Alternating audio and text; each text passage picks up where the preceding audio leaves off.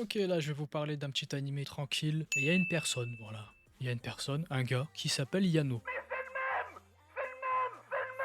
Et Yano, comment dire?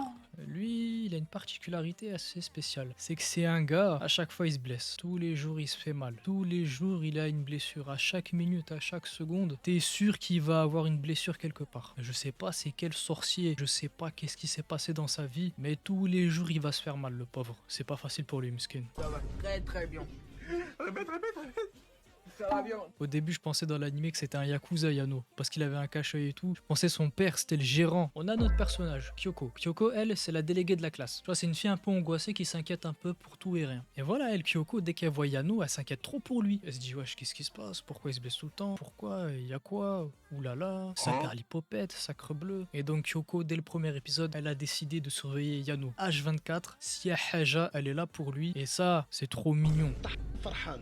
Je sais ce que c'est qu'un Farhan, c'est toi. Et dès l'épisode 1, elle est déjà amoureuse de lui. Voilà, il n'y a pas de on attend 12 épisodes pour qu'au final il se fasse un petit câlin. Non, là, elle est directement amoureuse de lui. Bon, là, elle a encore rien révélé, tu vois ce que je veux dire. Voilà, l'animé, il est plutôt sympa. Il y a une bonne ambiance, très slice of life.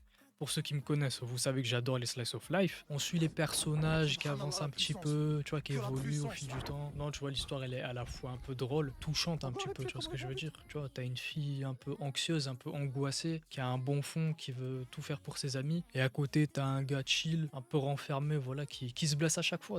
Ça crée une belle dynamique. Et voilà, quoi, que dire de plus pour cet animé-là? Chaque personnage est très attachant. Ils ont une bonne personnalité, des bons caractères. L'animation dans l'anime, elle est très jolie. Visuellement, c'est beau. L'opening est sympa. L'ending aussi est très sympa. Voilà, un petit truc sympa à regarder, ça fait plaisir, tu vois. Pas compliqué, très calme, très posé, où on se prend pas la tête. Ça, c'est bien, tu vois. Donc, pour ceux qui veulent regarder l'anime, il se nomme Yano-kun Ordinary Days. Voilà, je sais pas si je l'ai bien prononcé, j'ai pas l'accent anglais. Commencez pas à me casser la tête.